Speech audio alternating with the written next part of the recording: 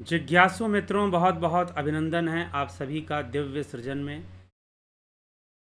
प्रत्येक दिवस की भांति आज फिर यहाँ पर यह लाइव चर्चा का कार्यक्रम शुरू हो रहा है और इस लाइव चर्चा का जो विषय है श्रीमद् भगवद गीता का लगभग आखिरी विषय ही है। सभी धर्मों का त्याग। भगवान कहते हैं कि सर्व धर्मान परित्यज्य मामेकम शरणम व्रज। सर्वधर्मान परित्यज्य मामेकम शरणं व्रज, अहम त्वाम सर्व पापेभ्यो मोक्षयिष्यामि मा शुच। अहम त्वाम सर्व पापेभ्यो मोक्षयिष्यामि मा शुच। सर्वधर्मान परित्यज्य मामेकम शरणं व्रज। सभी धर्मों का त्याग कर कर तू मेरी शरण में आ जा। तो क्या अर्थ है इसका? हम इसको समझने का प्रयास करेंगे और भगवान किस ढंग से इस बात तक पहुंचते हैं। तो सबसे पहले तो कल जो हमने सुना, भगवान ने कहा कि ईश्वर सबके हृदय में रहता है। ईश्वरम सर्वभूतानाम हृदयेश अर्जुन तिष्ठति। ईश्वरम सर्वभूतानाम हृदयेश अर्जुन तिष्ठति। ईश्वर सबके हृदय में रहता है। तो उस हृदय में बैठा हुआ ईश्वर किस तरह से काम कर रहा है, ये कल हमने बहुत अच्छे से सुना। तो वह निर्लिप्त रह के रहता है। तो भगवान अर्जुन को समझाते हुए कहते हैं कि तुम उस ईश्वर की शरण में जाओ। तमेव शरणम गच्छ सर्वभावेन भारत, तत्प्रसादात् पराम शांति स्थानम प्राप्स्यसि शाश्वतम। अर्थात हे भरतवंश उद्भव अर्जुन, सर्वभाव से उस ईश्वर की ही शरण में चले जाओ। उनके प्रसाद रूप में परम शांति और अविनाशी परम पद को प्राप्त हो जाओगे। अर्थात तुम इस ईश्वर की शरण में जाओ जो हृदय में रहता है, जो निर्लिप्त है। अर्थात वह इस संसार में लिप्त नहीं है। उसके लिए सारे शरीर एक यंत्र रूप हैं और सब यंत्रों का अपना स्वभाव है। जैसे पंखे का स्वभाव है हवा देना, बल्ब का स्वभाव है रोशनी प्रदान करना। पंखे का स्वभाव है हवा देना, बल्ब का स्वभाव है रोशनी प्रदान करना। ठीक, पंखे का स्वभाव हवा देना, बल्ब का स्वभाव रोशनी प्रदान करना, और दूसरे उपकरण हैं उनका अपना काम वॉशिंग मशीन कपड़ा धो देगा। तो सारे जो यंत्र हैं अपने स्वभाव से काम कर रहे हैं, लेकिन उनको काम करने लायक जो बना रही है शक्ति वो बिजली है। वैसे ही परमात्मा सबके हृदय में है, लेकिन यंत्र रूपी जो शरीर है वो अपने स्वभाव अपनी प्रकृति से ही कार्य कर रहे हैं। यंत्र रूपी जो शरीर हैं वो अपनी प्रकृति से ही कार्य कर रहे हैं। इस बात को भगवान ने समझाया। फिर कहा कि तुम उस ईश्वर की शरण में जाओ। ईश्वरम सर्वभूतानाम हृदयेश अर्जुन तिष्ठति। कि जो ईश्वर सबके हृदय में वास करता है, सबके हृदय में वास करता है। ईश्वरम सर्वभूतानाम हृदयेश अर्जुन तिष्ठति। ईश्वर जो सबके हृदय में वास करता है, तुम उसको जानोगे, उसकी शरण में जाओ। इति ते ज्ञानमाख्यातम गुह्याद गुह्यतरम मया विमृश्य तद शेषेन यथेक्षसि तथा कुरु। यह गुह्य से भी गुह्यतर, मतलब गोपनीय से भी गोपनीय, अत्यंत रहस्यमय ज्ञान मैंने तुझे कह दिया है। अब तू इस पर अच्छी तरह से विचार कर कर जैसा चाहता है वैसा कर। भाई विचार कर लो और जैसा चाहते हो वैसा करो। ठीक है, अब समझा दिया, किसी को कितना समझाया जाएगा सोचिए। सारी बातें समझा दी जाए, हर तरह के ज्ञान को लेकर, शास्त्रों को लेकर हर तरह की बात समझा दी जाए। सारी बात समझा दी जाए हर तरह से, शास्त्रों से भी, मान्यताओं से, शास्त्रों से और आप्त वाक्यों से।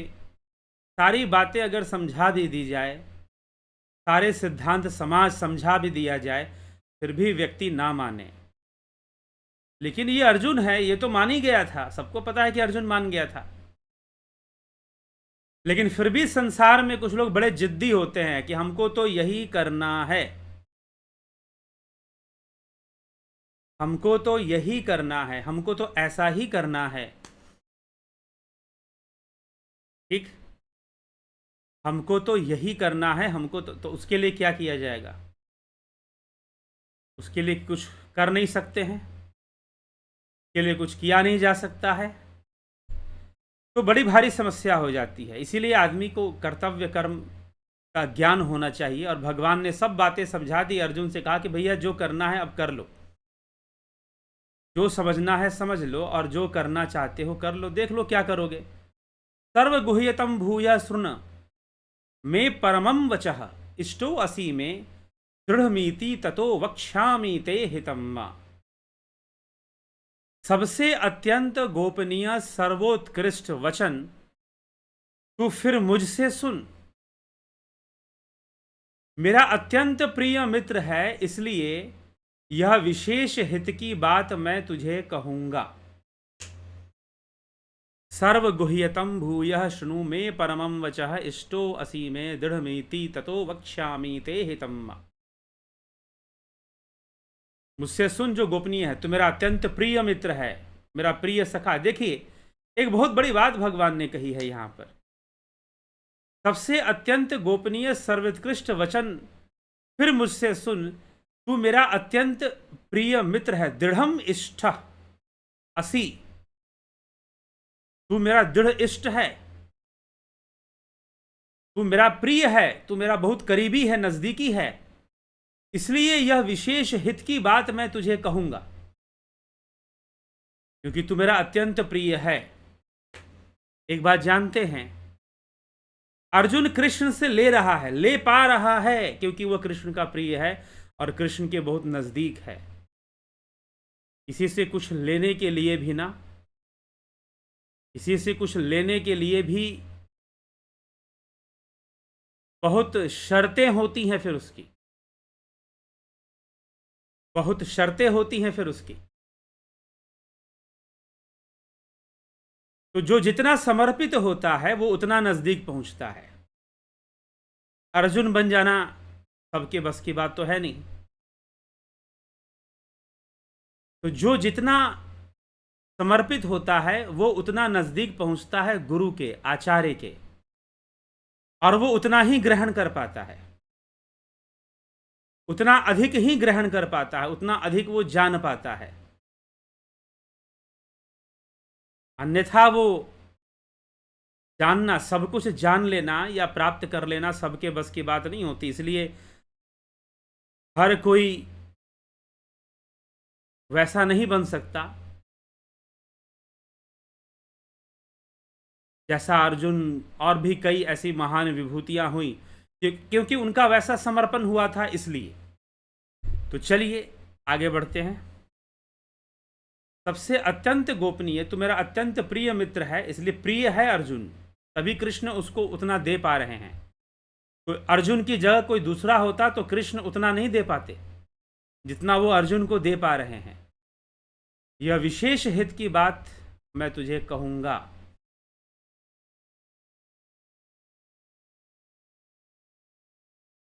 मनमना भव मदभक्तो मद्याजी माम नमस्कुरु, मामे वैश्यसी सत्यम ते प्रति जाने प्रियो असी में। तू मेरा भक्त है, भक्त हो जा, मुझ में मन वाला हो जा, मुझ में ध्यान लगा, मुझे प्रणाम कर, मुझे ही प्राप्त हो जाएगा। तेरे सामने सत्य प्रतिज्ञा करता हूं, मेरा अत्यंत प्रिय है तू, इसलिए तू मेरी बात मान, मेरी बातों में, मेरे विचारों में तू मिल जा। जैसी मैं सोच रखता हूं बिल्कुल तू वैसा ही बन जा। मन मना भव मदभक्तो माध्याजी माम नमस्कुरु, मामे वैश्यसी सत्यम ते प्रति जाने प्रियो असी में। फिर भगवान कहते हैं कि तू मुझ में ही, मुझे ही जान ले और जो मैं कहता हूं मेरे विचारों को अपना ले, और जो मैं कहता हूं तू वैसा ही कर। सर्वधर्मान परित्यज्य मामेकम शरणं व्रज अहम त्वा सर्वपापेभ्यो मोक्षयिष्यामि मा शुचः। सर्वधर्मान, सभी धर्मों का अब परित्याग कर कर मामेकम शरणं व्रज, तू मेरी शरण में आ जा। अहम त्वा सर्व पापेभ्यो मोक्षयिष्यामि मा शुचः। संपूर्ण धर्मों का आश्रय छोड़कर केवल मेरी शरण में आ जा, मैं तुझे संपूर्ण पापों से मुक्त कर दूंगा, चिंता मत कर। अब प्रश्न ये उठता है कि ये जो श्लोक है इसका अर्थ कैसे समझा जाए? सर्वधर्मान परित्यज्य मामेकम शरणं व्रज, कैसे समझना चाहिए? अब इसका अर्थ हम कई ढंग से समझ सकते हैं। देखिए, एक तो ये है कि एक इसी श्लोक का अर्थ निकाला जाए, बस इसी श्लोक का, बाकी गीता को भूल जाइए, छोड़ दीजिए बाकी गीता। मान लीजिए कि बाकी गीता बकवास है और इसी श्लोक का हम अर्थ निकालते हैं सिर्फ, ठीक है? मैं ऐसा क्यों बोल रहा हूं? क्योंकि कुछ लोग ऐसे ही अर्थ निकालते हैं, कुछ लोग ऐसे अर्थ निकालते हैं जैसे सारी गीता बेकार है, और बस ये वाला जो श्लोक है ना, इसी को समझो और उसको अपने मनमने ढंग से समझाने की कोशिश करते, अपने मनमने ढंग से समझाने की उस श्लोक को फिर कोशिश करते हैं, और बाकी गीता को जानने की कोई आवश्यकता ही नहीं है कि क्या लिखा है क्या नहीं लिखा है। सिर्फ इतना जानो कि सर्वधर्मान परित्यज्य मामेकम शरणं व्रज, कि सारे धर्मों को सब कुछ छोड़कर कृष्ण की शरण में आ जाओ, भगवान कृष्ण की शरण में आ जाओ, वो तुम्हारे सारे पापों को नष्ट कर देंगे। बाकी गीता का श्लोक लेना चाहिए कि नहीं इसको समझने के लिए? अरे पीछे से कुछ चर्चा चलती आ रही है, क्या उसको नहीं समझना चाहिए? और जितनी चर्चाएं पीछे भगवान ने की हैं आत्मज्ञान, आत्मस्थित, स्थित प्रज्ञ की, वो सब बेकार हो गई हैं, यहां पर आकर क्या व्यर्थ हो गई हैं? कुछ बड़ी बड़ी संस्थाएं हैं हमारे देश में जो ऐसे ही बातें करती हैं, जो ऐसे ही बातें करती हैं, ठीक? यहां पर यही बहुत भारी समस्या हो जाती है। सर्वधर्मान परित्यज्य मामेकम शरणं व्रज, सर्वधर्मान परित्यज्य मामेकम शरणं व्रज अहम त्वा सर्वपापेभ्यो मोक्षयिष्यामि मा शुचः। सभी धर्मों का त्याग कर, अब धर्म, अब इसका लोग अर्थ निकालते हैं। देखिए, इस श्लोक का अर्थ लोग कई तरह से निकालते हैं। अब मान लीजिए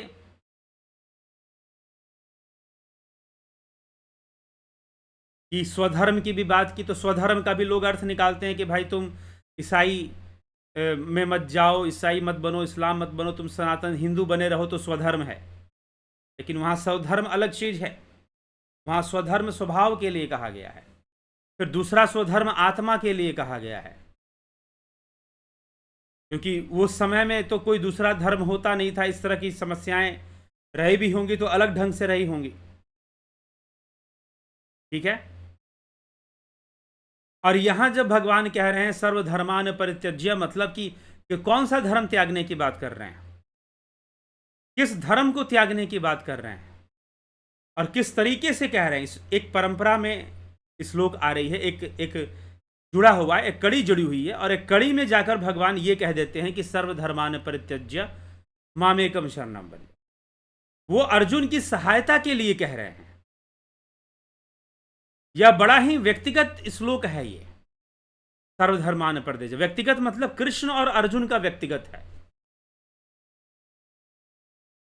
कृष्ण और अर्जुन का बड़ा ही व्यक्तिगत है, क्योंकि भगवान कृष्ण कह रहे तू मेरा परम मित्र है भाई, मैं तुझे सब कुछ दूंगा, तू मेरा परम मित्र है, तो मुझसे ही प्रेम कर और मुझे ही अपना इष्ट मान और मेरी बात को मान। और सर्वधर्मान परित्यज्य, आज तक तूने जितने भी धारणाएं बना रखी हैं, आज तक तूने जितनी भी धारणाएं बना रखी हैं कि ये सही है ये गलत है, ऐसा सही है वैसा गलत है,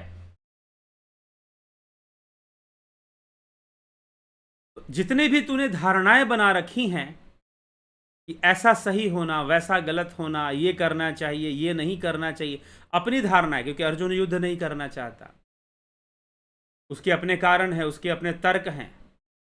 तो भगवान कहते हैं कि तूने जो अपनी धारणाएं बना रखी हैं उन धारणाओं का त्याग कर, सर्वधर्मान परित्यज्य, उन धारणाओं का त्याग कर, जो तूने अपनी धारणाएं बना रखी हैं उनका त्याग कर दे, मेरी शरण में आ जा, सर्वधर्मान परित्यज्य मामेकम शरणम व्रज अहम त्वाम सर्व पापेभ्यो मोक्षयिष्यामि मा शुचा। मैं तेरे सारे पापों को नष्ट कर दूंगा, मैं तेरे सारे पापों का हरण कर लूंगा, तुझे कोई पाप नहीं लगेगा।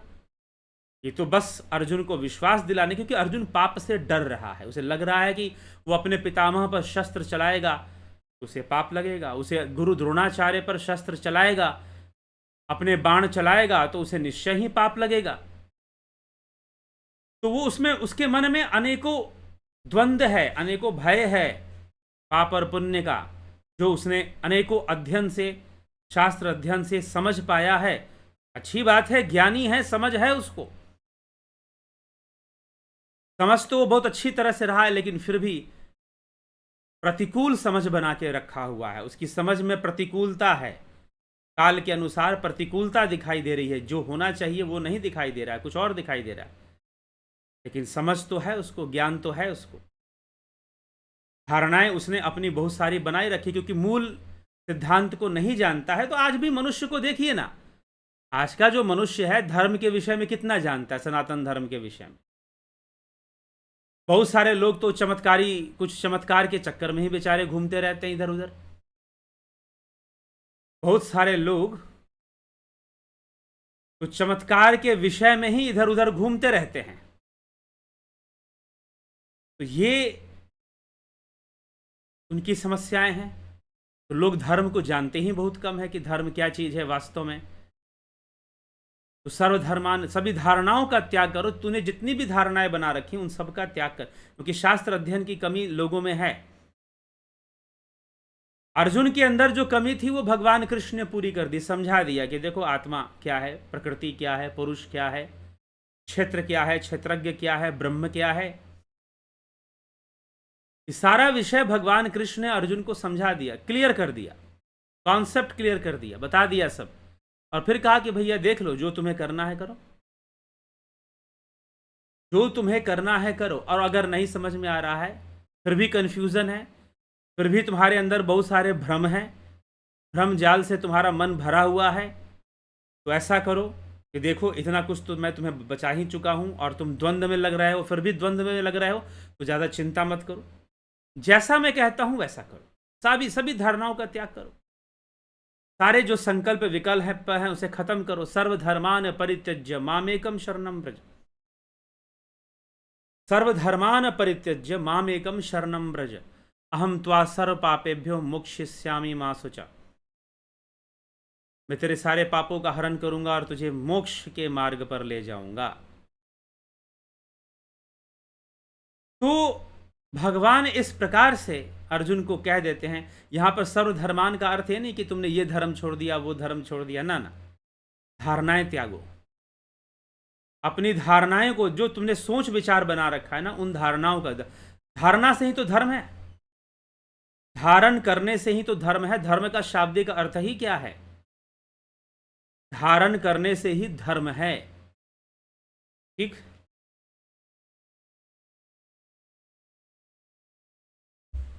तो धारण करने से धर्म कहलाता है। तो जो तुमने धारण कर रखा है, फिजूल की बातें, व्यर्थ के संकल्प, व्यर्थ की प्रतिज्ञाएं, जो तुमने धारण कर रखा है, उन धारणाओं का त्याग करो, और उन धारणाओं को छोड़कर मैं जो बता रहा हूं उसको धारण करो। मैं जो बता रहा हूं उसको धारण करो, मेरी शरण में आओ। सर्वधर्मान परित्यज्य मामेकम शरणम व्रज, मेरी शरण में आ जाओ, और चिंता मत करो कि तुम्हें कोई पाप लगेगा। मैं तुम्हारे सारे पापों का हरण करूंगा, क्योंकि तुम निष्काम कर्म करोगे और तुम इस युद्ध को लड़ो। इस प्रकार से भगवान अर्जुन को समझाते हैं। तो जो पीछे से वो कहते आए हैं, उसका अर्थ छोड़कर अगर हम इसका अर्थ निकलेंगे तो अर्थ का अनर्थ है। और ये जो श्लोक है ना, बड़ा मिसयूज होता है। मैं आपको एक और बात बताऊं, तो बहुत मिसयूज होता है इसका, इस श्लोक का, एक स्वधर्म वाला और इसका भी।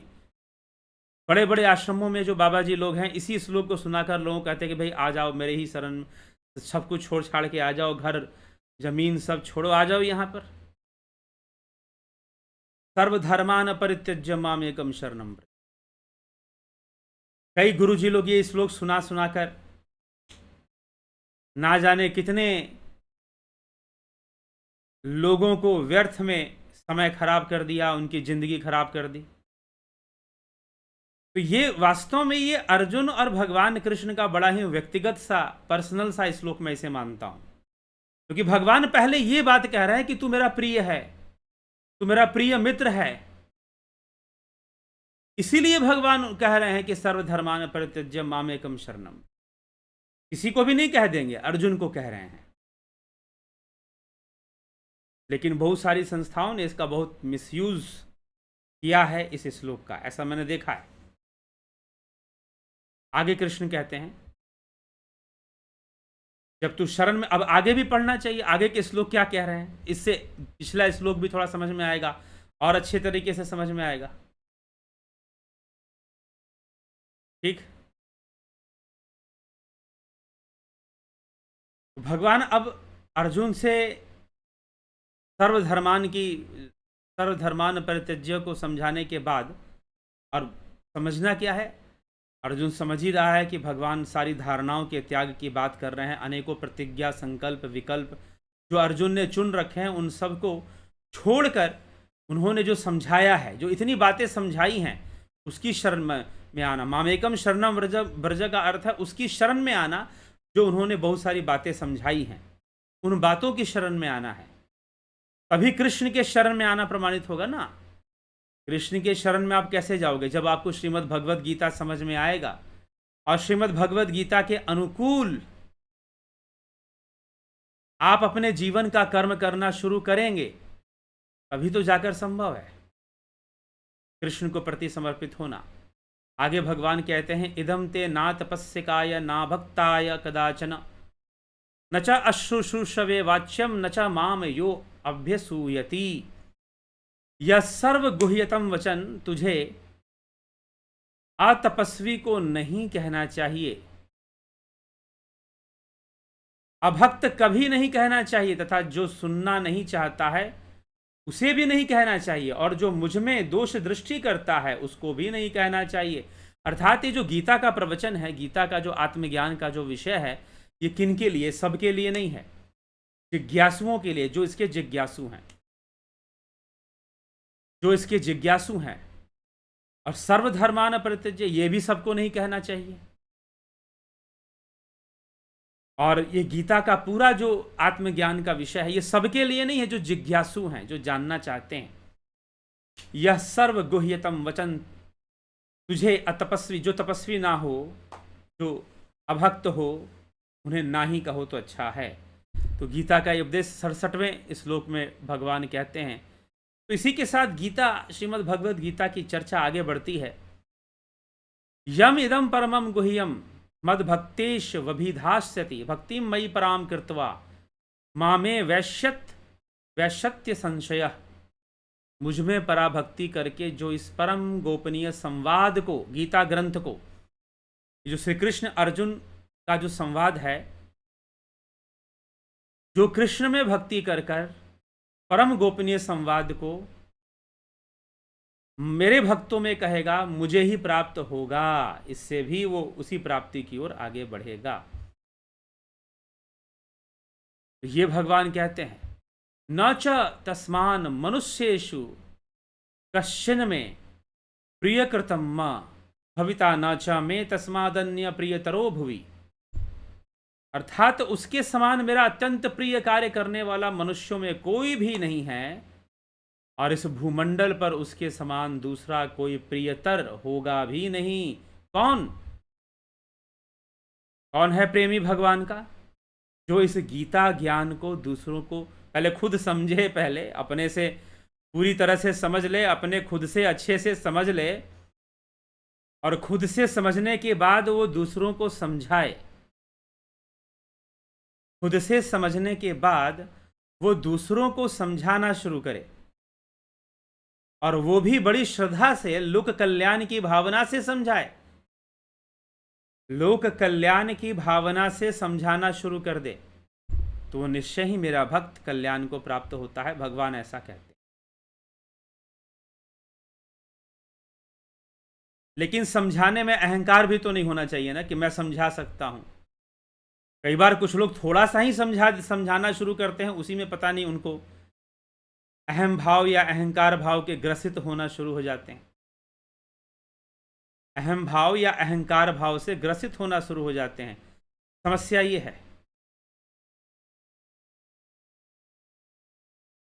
तो जो मनुष्य हम दोनों के इस धर्म में संवाद का अध्ययन करेगा, उसके द्वारा भी मैं ज्ञान यज्ञ से पूजित हो जाऊंगा। मतलब गीता अध्ययन करने मात्र से भगवान की पूजा हो जाती है। तो हम लोग तो ना जाने कितने दिनों से यहाँ पे अध्ययन कर रहे हैं, चर्चा कर रहे हैं, ना जाने कितने यज्ञ हो गए, कितनी पूजा हो गई। क्यों हो गई कि नहीं हो गई? कितने यज्ञ हो गए, कितनी पूजा हो गई, कितने दिनों से हम लोग यहाँ पर चर्चा कर रहे हैं श्रीमद् भगवद गीता पर। अब ये भगवद गीता समाप्त हो रही है, बात अलग है, लेकिन कितने दिनों से कर रहे हैं? श्रद्धावान और दोष दृष्टि से जो रहित है, जो श्रद्धावान है, दोष दृष्टि से रहित है, जो मनुष्य इस ग्रंथ को भी सुन लेगा, वह सभी शरीर छूटने पर पुण्य कार्यों के शुभ लोकों को प्राप्त होगा, अर्थात उसे पुण्य मिलेगा। भगवान ये नहीं कह रहे कि मोक्ष मिलेगा। यहां पर लिखा जा रहा है कि जो इस गीता श्रद्धावान और दोष दृष्टि से रहित जो मनुष्य इस गीता ग्रंथ को सुन भी लेगा, वह भी शरीर छूटने पर पुण्यकारी शुभ लोक में, अगर दोष दृष्टि से भी अगर वो सुन ले, श्रद्धावान हो या दोष दृष्टि से हो, तो भी उसको कल्याण होगा, तो भी वो श्रेष्ठ योनियों में जाएगा, पुण्य का फल प्राप्त करेगा। आगे कहा जाता है, हे पृथानंदन, हे पार्थ, भगवान कहते हैं, क्या तुमने एकाग्र चित्त से इसको सुना है? हे धनंजय, क्या तुम्हारा अज्ञान से उत्पन्न मोह नष्ट हुआ है? तुमने बढ़िया से सुना कि नहीं सुना? सारी बातों को समझा कि नहीं सुना? वास्तव में मोह नष्ट तो होना ही चाहिए, लेकिन दुर्भाग्यपूर्ण है कि मोह ही नष्ट नहीं होता लोगों का। गीता तो पूरी पढ़ जाते हैं। नष्टो मोहा स्मृति लब्धा त्वत् प्रसादान मयाच्युत स्थितो अस्मि गत संदेह करिष्ये वचनम तव। नष्टो मोहा स्मृति लब्धा त्वत् प्रसादान मयाच्युत स्थितो अस्मि गत संदेह करिष्ये वचनम तव। हे अच्युत, आपकी कृपा से मेरा मोह नष्ट हो गया है। अर्जुन बोलता है, नष्टो मोहा स्मृति लब्धा।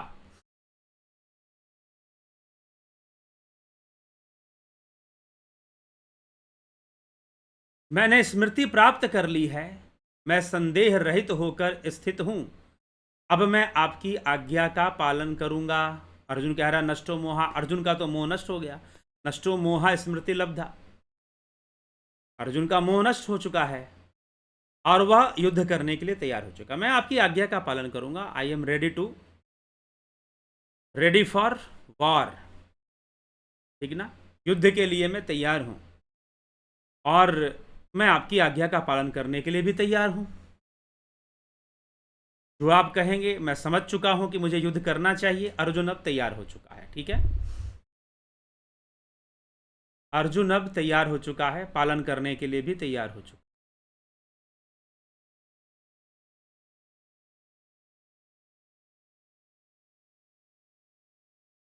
तो आगे अब अर्जुन के इसी बात के साथ संवाद खत्म होता है। कृष्ण अर्जुन संवाद खत्म होता है, संजय धृतराष्ट्र संवाद फिर आ जाता है। और वैसे भी श्रीमद् भगवद गीता का प्रारंभ धृतराष्ट्रवाद से हुआ था। धर्म क्षेत्रे कुरुक्षेत्रे समवेता युवत्सव मामका पांडवा शैव किम कुर्वत संजय, यहीं से शुरू हुआ था। इत्यहम वासुदेवस्य पार्थस्य च महात्मन संवाद मीमम मद्भुतम रोमहर्षणम। इस प्रकार मैंने भगवान वासुदेव और महात्मा पृथानंदन अर्जुन का यह रोमांचित करने वाला अद्भुत संवाद सुना। संजय ने धृतराष्ट्र से कहा, संजय ने धृतराष्ट्र से कहा कि मैंने यह अद्भुत संवाद सुना। व्यास प्रसादाक्षुत वाने तद गुह्यमहम परमम योगम योगेश्वरात कृष्णात साक्षात कथयतः स्वयं। व्यास जी की कृपा से मैंने स्वयं इस परम गोपनीय योग को कहते हुए साक्षात योगेश्वर भगवान कृष्ण से सुना है। व्यास जी ने संजय को दृष्टि दे दी थी ना, इसीलिए। संजय कहते हैं धृतराष्ट्र कि हे राजन, कृष्ण और अर्जुन के इस पवित्र और अद्भुत संवाद को याद करके मैं बार बार हर्षित हो रहा हूं। मैं बार बार हर्षित हो रहा हूं। हे राजन, भगवान श्री कृष्ण के उस अत्यंत अद्भुत विराट रूप को भी याद करके मुझे बड़ा भारी आश्चर्य हो रहा है और मैं बार बार हर्षित हो रहा हूं। जहां योगेश्वर भगवान श्री कृष्ण हैं और जहां गांडीवधारी अर्जुन हैं, वहां ही श्री विजय है, विभूति अचल नीति है। मेरा ये मत है, संजय ने धृतराष्ट्र से कहा। अब आगे धृतराष्ट्र ने क्या कहा, यह श्रीमद् भगवद गीता में नहीं आती है। यह श्रीमद् भगवद गीता में यह बात नहीं आती है कि आगे धृतराष्ट्र ने क्या कहा। धृतराष्ट्र कहता है कि लगता है कि ये कृष्ण युद्ध तो नहीं कर रहा है, लेकिन संभवतः यह सबको हरा देगा, अर्जुन को तैयार कर दिया युद्ध के लिए, सबको पराजित करवा देगा। ऐसा हो सकता है, ऐसा संभव हो सकता है कि युद्ध के लिए तैयार करवा देगा और हो सकता है कौरव हार जाएंगे, तो धृतराष्ट्र को भय भी है। लेकिन एक बड़ी विचित्र सी बात है कि आप देखो कि सारी गीता अर्जुन सुनता है, अर्जुन का मोह भंग होता है, धृतराष्ट्र भी सुनता है, लेकिन धृतराष्ट्र का मोह नहीं भंग होता। धृतराष्ट्र संजय के मुख से सुन रहा है, लेकिन धृतराष्ट्र का मोह भंग नहीं हो रहा। अर्जुन सुन रहा है भगवान कृष्ण के मुंह से, भगवान इसका मोह भंग हो रहा है, लेकिन धृतराष्ट्र का तो नहीं हो रहा। कारण क्या है? कारण यह है कि अर्जुन को ज्ञान और विज्ञान दोनों मिल रहा है, धृतराष्ट्र को सिर्फ ज्ञान मिल रहा है, सिर्फ इंफॉर्मेशन मिल रही है। और अर्जुन को थोड़ा प्रैक्टिकल भी मिल रहा है, साथ में ध्यान की प्रैक्टिकल बातें मिल रही हैं। तो देखिए, जो मोह भंग होने वाली बात है ना, जो मोह भंग होने वाली बात है, जहां तक मोह भंग होने वाली बात है, एक बात अच्छे से ध्यान रखिए कि गीता पढ़ लेने से मोह भंग होने वाला तो नहीं है। प्रयोगात्मक अध्यात्म, प्रैक्टिकल स्पिरिचुअलिटी में उतरना पड़ेगा। और वो प्रैक्टिकल क्या है? ध्यान योग। वह प्रैक्टिकल है ध्यान योग। छठे अध्याय में जो ध्यान योग की चर्चा, उसके बाद भी कई जगह पर भगवान ध्यान योग की चर्चा करते हैं और ध्यान योग को ही माध्यम बनाते हैं तत्व ज्ञान का, ब्रह्म ज्ञान का। बताया गया है गीता में कई जगह पर। ठीक, तो श्रीमद् भगवद गीता में कई जगह पे भगवान ने बताया है कि तुम ध्यान योग करो तो तुम जान जाओगे अपनी आत्मा को। तो यह ध्यान योग का जो कोर्स है 20 मई से शुरू हो रहा है, starting from 20 May 2023। Duration 1 month, guided meditation, transcendental meditation, spiritual healing. इसके 2 मेंबरशिप हैं, Jupiter and sun membership.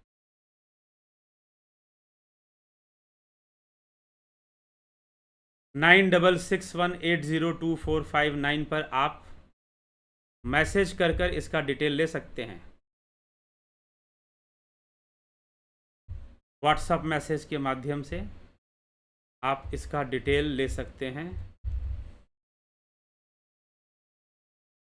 Number मैं आपको इनबॉक्स में भी, कमेंट बॉक्स में भी दे देता हूं। तो ध्यान योग का कोर्स, ध्यान योग में जाने से, ध्यान योग में लीन होने से मोह भंग होगा, मोह भंग होगा। ठीक है, तो ध्यान योग प्रैक्टिकल चीज है, तो जब तक वह नहीं होगा तब तक ये संभव नहीं। हाँ, तो एक प्रश्न और उठता है कि क्या धृतराष्ट्र को प्रैक्टिकल कभी नहीं होगा? जी हाँ, होगा। महाभारत पढ़ेंगे तो आपको मिलेगा। जब महाभारत का युद्ध समाप्त हो जाता है तो भगवान कृष्ण धृतराष्ट्र और गांधारी को भी ध्यान योग का मार्ग बताते हैं, साधना का मार्ग बताते हैं, उपासना का मार्ग बताते हैं। तो ध्यान योग का यह मार्ग बताया जाता है भगवान कृष्ण के द्वारा धृतराष्ट्र को भी युद्ध खत्म होने के बाद अंत में। उसके पहले धृतराष्ट्र नहीं समझ पाता है, गीता सुनने के बाद भी नहीं समझ पाता है। अर्जुन को समझ आता है लेकिन धृतराष्ट्र को नहीं समझ आता है। और इसी प्रकार से यह श्रीमद् भगवद गीता समाप्त होती, इसकी चर्चा। चलिए आपके कमेंट्स को देखते हैं। नवज्योति नाथ जी, विक्रम सिंह जी, नरेंद्र माकुड़े जी, संतोष कुमार, अवधेश कुमार, शंकर प्रसाद जी, गोविंद प्रसाद कोरी, योगेंद्र पंडित, गोविंद प्रसाद नीमा, शिखर, विनोद के सूद, रतन सिंह, अवनी प्रधान, एके त्यागी, विष्णुचंद्र मौर्य, राम निवास मीना, चितरंजन बरुआ, उषा श्रीवास्तव, राजू पाल, रामविलास जी, सविता नायक, रमेश यादव, माधुरी कोल्हे, उत्कर्ष तिवारी, प्रभुदत्त शर्मा, दिनेश भाई डाभी, रूपलाल विश्वकर्मा, कमलेश खैरनर, किशोर वैद्य, पूनम सिंगला, मनोज शर्मा, नरसाराम प्रजापत, पलकधारी राजभर, सतीश मास्टर, काशीनाथ, विमला शाह, हीरालाल यादव, बबीता धीमान, सविता नायक, किशोर वैद्य जी, स्मृति लब्धा। स्मृति लब्धा मतलब विवेक की प्राप्ति, स्मृति का आ जाना कि मुझे युद्ध करना है। नष्टो मोहा स्मृति लब्धा मतलब मेरा विवेक जागृत हो चुका है, मोह नष्ट हो गया है और विवेक जागृत हो चुका है, और मुझे स्मृति हो आई है, मुझे स्मरण हो रहा है कि मुझे तो युद्ध करना है। ठीक, नष्टो मोहा स्मृति लब्धा। पवन कुमार गुप्ता जी, चंद्र कलाई यादव जी, नरेंद्र माकुड़े, 18वां अध्याय आज समाप्त हो गया। कल कौन से अभी होगा, किसी न किसी विषय पर तो होगा ही, क्यों परेशान हो, किसी न किसी विषय पर तो होगा ही, चिंता करने की जरूरत नहीं है।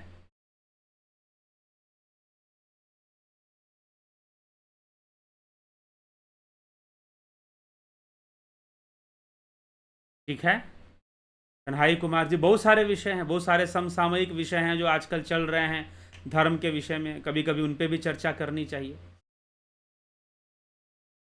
गंभीर शाह जी, बहुत अभिनंदन है आप सभी का, स्वागत है।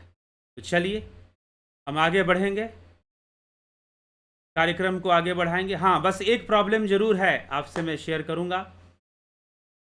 समस्या क्या है कि ये जो YouTube है, इसमें बहुत सारी परेशानियां लोगों को आ रही हैं। कुछ लोग कहते हैं कि भाई हमने आपका ये वीडियो सुना था, वो अब नहीं मिल रहा है, दिखाई नहीं दे रहा है, सर्च करने पर भी नहीं मिल रहा है। तो YouTube बहुत सारी परेशानियां पैदा कर रहा है, रिकमेंडेशन डाउन कर रहा है, और तो इसका हम विकल्प ढूंढेंगे जरूर कुछ ना कुछ, जिससे, क्योंकि जिन लोगों के पास जिसने बहुत सारे जो सब्सक्राइबर है उनके पास नोटिफिकेशन पहुंचना चाहिए। कुछ लोग मैसेज करते हैं कि अगर आप हमको ना भेजें तो हमको नोटिफिकेशन नहीं आता, सब्सक्राइब हमने कर रखा है। आज एक महानुभाव ने कहा कि अगर आप नहीं, इसलिए हमको भेज दिया कीजिए अपना लिंक, जो भी आप लेक्चर शेड्यूल करते हैं उसका लिंक हमको भेज दिया कीजिए। अब जबकि जितने भी सब्सक्राइबर हैं उनके पास ऑटोमेटिक जाना चाहिए नोटिफिकेशन, ठीक है, उनके पास ऑटोमेटिक जाना चाहिए नोटिफिकेशन, लेकिन उनके पास ऑटोमेटिक नोटिफिकेशन नहीं जाता है, जो कि खुद अपने आप ही होना चाहिए।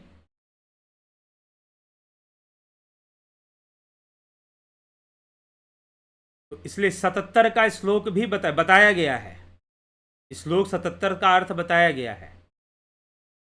ऐसा नहीं कि उसको छोड़ के 78 पर आ गए।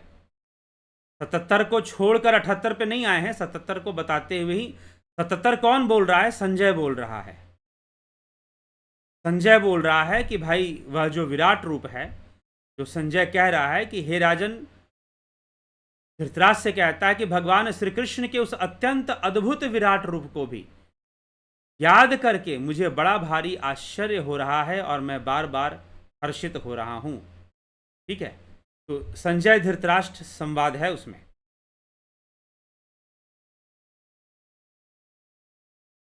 तो यह हमें समझना है और इस विषय को चलना। योग वासिष्ठ पर, योग वासिष्ठ की सबसे बड़ी समस्या है कि वो कथा के रूप में है।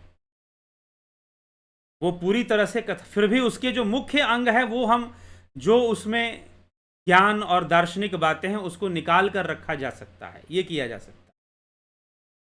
ठीक है, नहीं तो पूरी कथा सुननी पड़ेगी। जैसे पुराण पढ़ा जाता है ना, वैसे चलना शुरू हो जाएगा फिर, क्योंकि वो पुराण के फॉर्म में है योग वासिष्ठ, सूत्रों के फॉर्म में नहीं है।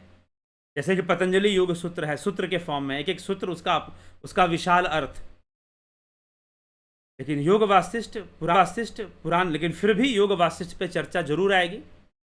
और भी ग्रंथ हैं, ब्रह्मसूत्र है, सिद्ध सिद्धांत पद्धति है। लेकिन एक समस्या, जो बहुत बड़ी समस्या आ रही है, उसको आप समझ नहीं रहे हैं। वो बहुत बड़ी समस्या ये आ रही है कि YouTube रिकमेंडेशन मोर देन बहुत ज़्यादा डाउन कर चुका है, ऑलरेडी डाउन कर चुका है, बहुत ज़्यादा डाउन कर चुका है। तो फिर YouTube पर ज़्यादा बोलकर कोई बहुत लाभ भी नहीं होने वाला। ऐसी परिस्थिति धीरे धीरे बन जा रही है। या तो आप लोग शेयरिंग नहीं करते हैं वीडियो को, खूब शेयर कीजिए आप लोग, ठीक है, नहीं तो YouTube पर बोलना धीरे धीरे बंद होने वाला है ये चैनल, ऐसा हो सकता है। हालांकि चैनल नहीं बंद होगा, लेकिन फिर भी इसका रिकमेंडेशन, अब YouTube अपना क्या पॉलिसी चलाता है। बहुत सारे अच्छे चैनल्स हैं जिस पर सनातन धर्म और कई बातें अच्छे से ज्ञान दी जाती हैं। इंडिविजुअल लोग चलाते हैं, कोई पार्टी नहीं चला रही, कोई ग्रुप नहीं चला रहा, कोई संस्था नहीं चला रही। हाँ, जहाँ संस्थाएं चला रही हैं बड़ी बड़ी, वहाँ तो अपने आप बहुत सारे लोग जुड़ जाते हैं। लेकिन ये जो चैनल चल रहा है, एक तरह से इंडिविजुअल मेरे द्वारा ही चलाया जा रहा है। या कोई ग्रुप यहाँ काम नहीं कर रहा है, कोई टीम यहाँ वर्क नहीं कर रही है, ना कोई संस्था।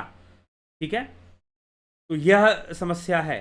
इसलिए उसका और दूसरा कि सनातन धर्म विषय पे बोला जा रहा है, तो शायद इसलिए भी YouTube इसका रिकमेंडेशन डाउन कर रहा हो, ये भी कारण हो सकता है। तो हम बड़े बड़े विषय लेकर आ जाएं और रिकमेंडेशन बहुत डाउन हो जाएगा, तो फिर उन बड़े बड़े विषयों को लेकर आना कोई बहुत सही नहीं होगा।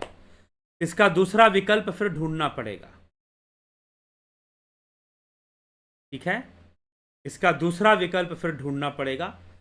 तो उस दूसरे विकल्प की खोज की जा रही है, हो जाएगा तो जरूर आपको बताया जाएगा। उपनिषद हो गए। अभी एक भाई साहब बोले कि आप क्या उपनिषद पे नहीं बोले, आप उपनिषद पे बोलिए। मैंने कहा पूरा प्लेलिस्ट पड़ा है सारे उपनिषद का, इषादी 9 उपनिषद, लेकिन उनको नहीं पता चल रहा कि उपनिषदों पर पूरी व्याख्या हो चुकी है। इषादी 9 उपनिषद पे चर्चा हो चुकी है, उनको नहीं पता चल रहा। तो ये YouTube का अपना जो भी हो, उसको हम के लिए क्या किया जा सकता है, लेकिन कुछ ना कुछ दूसरा विकल्प निकालने की कोशिश है। ठीक, दूसरा विकल्प निकालने की कोशिश है। यहां से चल पाना जो है चलेगा, लेकिन जिस ढंग से पहले चलता था वैसे नहीं चल रहा है।